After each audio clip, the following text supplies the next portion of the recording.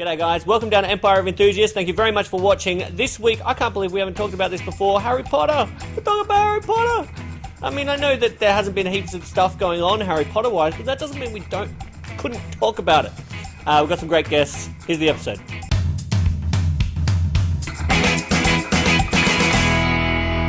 Welcome down to Empire of Enthusiasts. Thank you very much for tuning in. It's Harry Potter Day today, but before we get to that, please let me introduce the guests we have. We have Karin Muiznieks here. Hello. Thank you very much for coming down. My pleasure. And of course we have Tegan Higginbotham. Hello. And this is your first time as here on Empire of Enthusiasts. Yes. Nice work. And this is the best episode to hit the ground running with Harry Potter. Harry Potter is the best. We can't start the episode without introducing Nick today. Yeah. Well, we could start without introducing us. I don't mind. No one would mind. You know, it's strange that we've gone this far into this season and haven't talked about Harry Potter. So she's making a new film. It's a new film based on an old book Right. called Fantastic Beasts and Where to Find Them. And I think it's a really great way of going about things. It's going to keep you in that universe, and there's going to be characters, like you're going to see things, but it's not trying to go directly back into Harry Potter because the books aren't there. So I think it's a really great idea. So you wouldn't want to see any of the old characters in the new movie? I reckon that there will be old characters in the new movie. It'll Right. have to be somebody like a young Albus or something, just Yeah. because of the time frame. Like Harry Potter's not born around So, this time. so it's not going to be like a 1980s sitcom where it's Dumbledore's come to say hi to his new friends. Yeah, I would see that. Yeah. That I would be interested in. Like what's happening in S.H.I.E.L.D. where everyone's just hanging for Samuel L. Jackson to reappear. Yeah.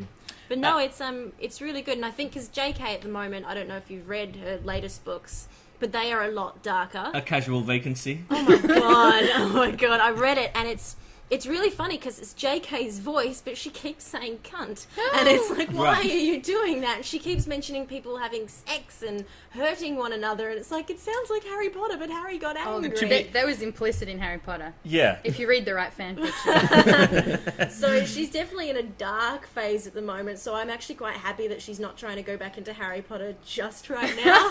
I Get think stuff out. I think both the word cunt and sex would have made Harry Potter a lot better. That's true. I don't know. She has got a Harry Potter outlet at present because she's doing Pottermore, which Pottermore, is always yeah. getting updated, and she's sort of unleashing all these previously unreleased backstories on all these characters through the website. Personally, for Pottermore, the only thing was finding out once and for all which house. Which I was house are you in?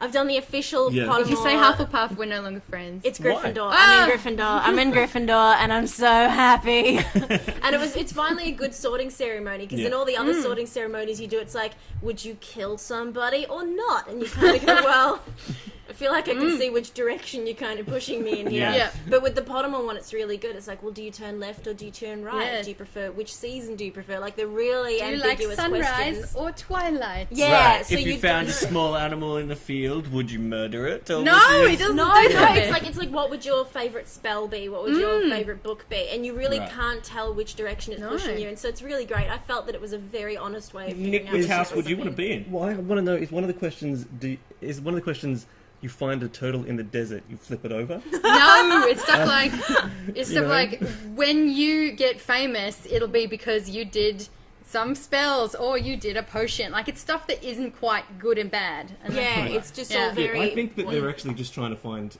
these are just personality tests so that when the time comes, you people are going to be divided up. Yeah, that's right. And Yeah, I'm I happy think 'cause I we're think you friends guys now. became Scientologists Yeah. Oh, no. accidentally. So you ended up in... No, I'm Ravenclaw, so I'm too Oh. smart to be a Scientologist. Right.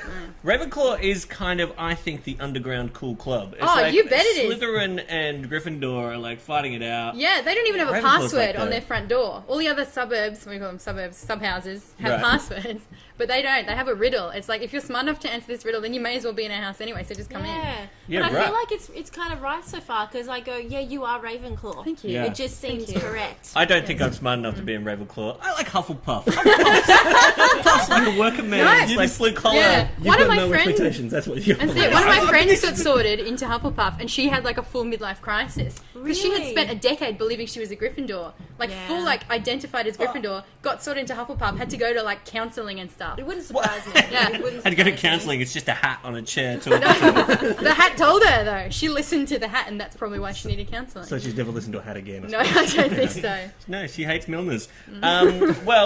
What is your...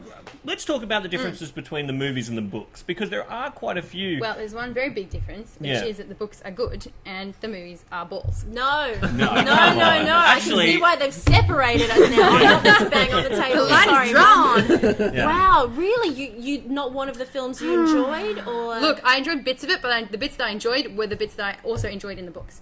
that's amazing. See, I thought What, so the movies? Like, Yeah. all the bits from the movies are all in the books? Oh, except for one scene at the end. The Weasley's house Yeah. getting burnt down. Yeah. That was I was like, That was why very strange. do that? Well, why they did that was because they couldn't have. They were gearing towards the Battle of Hogwarts, which was going to be that big finale. Oh, don't get me started on... So of course they couldn't have a battle in Prince. Hogwarts on a small level, then take it back there again. So they tried That's to think of true. something that would be as emotionally jarring for the audience, Now- which was the Yeah, Weasleys. that's fair. Yeah. Represented family. Yeah. Now, I know there is actually someone... Scott, you haven't read the books yet. No. Now, I Wow. am about to mention something that is a complete, like... It might be a spoiler, is it Go okay? for Okay, yeah, it's okay, because when did the last book come out? That was 2000. Yeah, you've had your 2005. chance.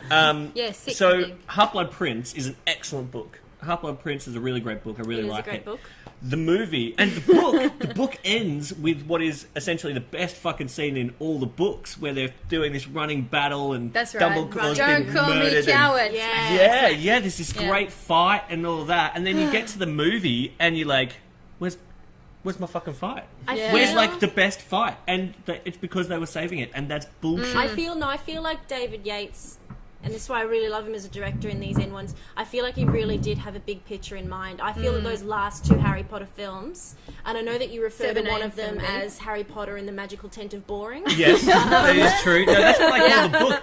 Funnily enough, I like Deathly Hallows more than I like the book. Yeah, I think Because- they Yeah, were- actually, yeah. I You think know, it was you beautiful. come round. okay. Yes. Yeah. I think it was all leading toward that feeling of warfare in the community and the isolation. And I think that perhaps when you saw that film by itself, it was a little bit like, that it lacked something. But when you watch it in the bigger picture of an ending.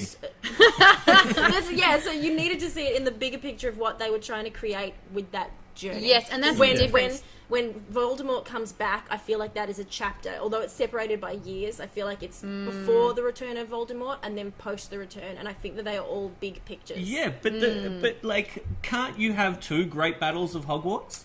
Like, and it's not like they didn't have great ideas for the last Deathly Hallows. That force field going over the awesome. school. I was crying when they were putting up the force. I didn't field. want that. I just wanted a run and gun battle through the corridors. Well, Yeah. and that's, like, you can't judge the books by the standards of the film, because a film is very different to a book. Like, Yeah. you can have a drawn out thing that goes for 6 chapters, but if you did that percentage of a story in a film, Yeah. everyone would leave. And I remember with the films, the very first one, and this goes against what most people say, the very first film that I struggled with was Prisoner of Azkaban. Me too, totally. And because what Oh, it really? had been, Yes. everybody loves that one most, but as I was a lot younger when I watched these, Yeah. and this was the first film where I went, that wasn't how I pictured it in the books, because it was a director's interpretation of the books. And they were all wearing, like, civvies. They were wearing and skivvies. And The fields, like the Hogwarts tree grounds, thing were was just all, whatever. There was like rocks, and Hogwarts house was at the bottom of like this rocky thing. And I was like, no, that was never in the books. Yep. And the grounds weren't sweeping anymore. No. And it was the first.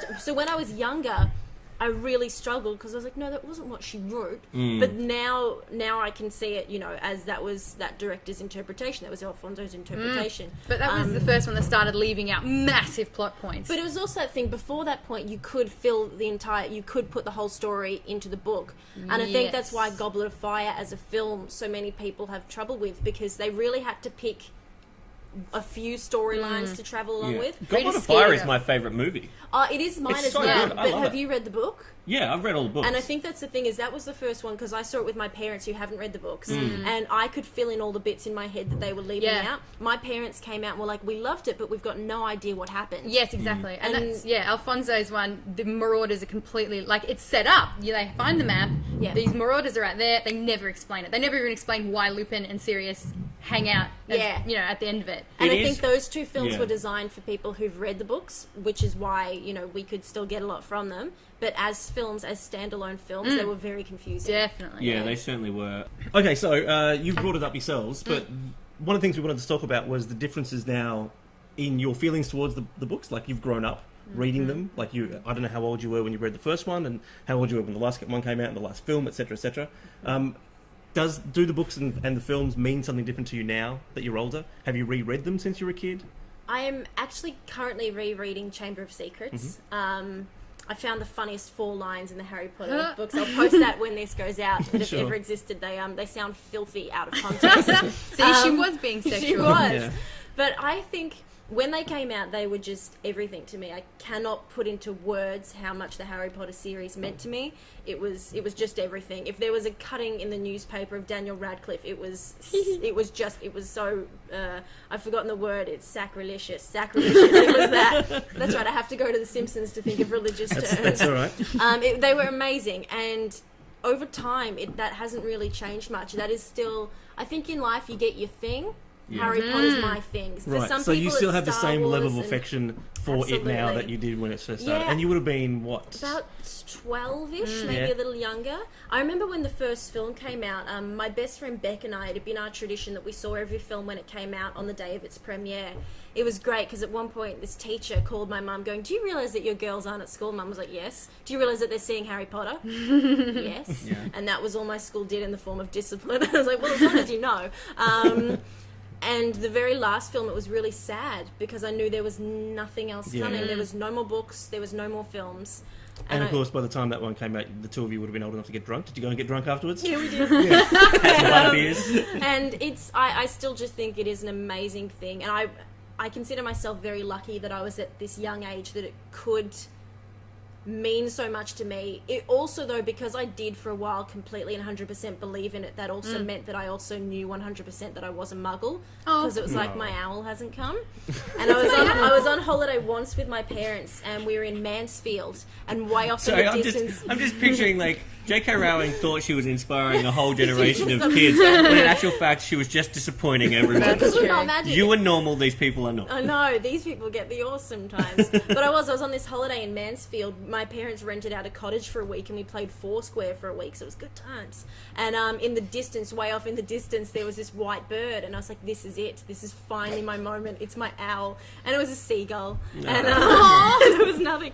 But for a little while, I mean, to have that I just absolutely believed that there was magic. It was really quick. It was really great. I loved The it. seagull was carrying a letter, right? Oh yeah, and it Yeah. just flew right past me. Yeah. It was that Dropped magical. into Just some like, other you kid's know what? hands. It went to You're your friend like, Beck, and then Beck fucked off. Yeah, and, it was terrible. No, it was it's great. Karen, you were a little bit older. Yeah, only a little bit, but I could tell the exact same story. Yeah. Going to every single premiere. When the 7th book came out, my friends and I did a lock-in for 2 days in their apartment. Yeah. And we read the whole thing aloud to each other in a circle in Oh sleeping my bags, God. and nobody left the house until we'd finished. And then we were like, oh. Wow. Did you dress up and go to the premiere? Like when they released the books, did you dress up and go line up to get the books? Maybe? Yeah, because you did. It was great. Well, I always find it very clever. I'll find out what a star's name is called or something like Sirius. It's just like, I wonder if she named it after that, or like She totally did. But what she's done is she's brought these allegories and these tales of mythology and Christianity and belief and you know, you said belief, like flat out. That's what we do. We believe in it because it's an allegory for what we're all going through, which is all mythology is. Yeah. So people will read it. You can read it as just a story about a wizard going to school, or you can read it into your own life, or you can read it back through Western literature. So there's Do you a think lot of that, depth to it. that this depth is something that separates these books from a lot of the young adult fiction that has come afterwards? Yes, because she's Yeah. written a new mythology. She's brought classical ideas into a form that young people can bring, like can She share. has in. also created such a world, though, and it really is a world that, just like religion, you can get into it, because especially when she brought in Durmstrang and Beauxbatons and stuff, Yeah. it just went, oh my god, it's even bigger It's now. the world. You look at some of the other, you know, the Twilight series would be something that I guess is on par in the way that it's been a big phenomenon and a Yeah, and the generation cultural has gotten impact, yeah. behind it. Yeah. But and on it's a- as well written as well. Oh, isn't it delightful? Oh, the Twilight I- books are just a joy. I got through one of the to- books. I and- remember crying when I was reading the Twilight Yeah, series. I'm sure you Not did. because what I was reading was affecting me emotionally, just literally my body was having that reaction. Just ridiculous. Just like, yeah. It is just so poorly written. She's written a drama. She's written a personal drama between 3 idiots who can't get their shit together. Whereas JK's yeah. rewritten a very, like a huge, she's rewritten the Christ story. She's written the story of the Saviour who sacrifices himself for people. So yeah, you would say that Harry Potter belongs more to the tradition of C.S. Lewis or Yeah, Tolkien rather absolutely. than Mills and Boon. Yeah. Yes, exactly. Yes. And I think Harry Potter will endure where Twilight will not. Sure. Yeah, Right. for sure. The Harry Potter books will be handed on to children for generations, and it will get read to children. The Twilight books will not. No. No. They You will shouldn't read those to But children. No, don't yeah, read those to children, but it's especially in- not the one where the baby eats the mum. Ew. Isn't that what's happening? No, Well, like no. it starts like No. But Yeah. Edward does have to perform a cesarean on Bella with Ew. his teeth. You've read it! No, I know that part. Everybody knows that bit. I didn't know that part. I'm All really right, sad we're that going to have to finish up this Harry Potter episode of Empire, but before we go... Oh, that's right. They're not full podcasts. They're meant to be like 10-minute episodes. Yeah. But before we go... If you'd like to talk to Tegan or Karen about this, just harass Just them on Facebook. Facebook. Yeah, we will talk for years about this. Yeah, call them. Their number is... No. I want to know everyone's favourite characters. Oh, you Oh, asked God. me this, and Favourite characters. So who's your favourite? I'll go with Snape. I'm going with Snape. Yeah, I considered Snape very highly. I always enjoyed scenes with Snape. I know this is terrible. I really love Harry. I That's not terrible. I really, really, really love Harry. Isn't it Yeah. weird that there's often this weird thing whereby the hero in a story is often the character that people are more embarrassed to like? Yeah. That people don't Because like he's as an much everyman. because they have to go through all the bullshit and they don't get to have any of the fun. Yeah. You know, like hero characters are always like that. But, the thing about Harry is that... Which is the book where... I think it's after Goblet of Fire, whichever the next one is, like... Half-Blood Prince? No. Phoenix. Order of Phoenix is one of my favourite books because Harry's just a bit fucking fucked up in Angry that. with He's stuff. angry Wanked and at a crying shit. and He's then like a yelling at Dumbledore. people. He's like, what the fuck is Yeah. that? Like, But that's Nobody also, understands. The great thing about that, also just with the journey of my life, that's when I was really angsty as a teenager. Yeah. So I was like, yeah, Harry, we hate the world. It was great. It was I great. thought it was quite good writing. It's like, she's not going to make it that everything's nice and rosy for him. It's No. good. Yeah. If I had to choose, I would choose Sirius, but only the movie Sirius because I would bang him like a dunny door.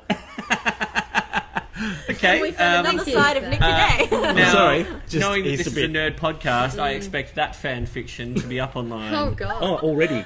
I'm so glad we got the chance to get you guys in to talk about Yeah, Harry thanks, Potter. guys. I'd like to thank Karin Muiznieks and Tegan Higginbotham for coming down. We will see you next week. Cheers, guys.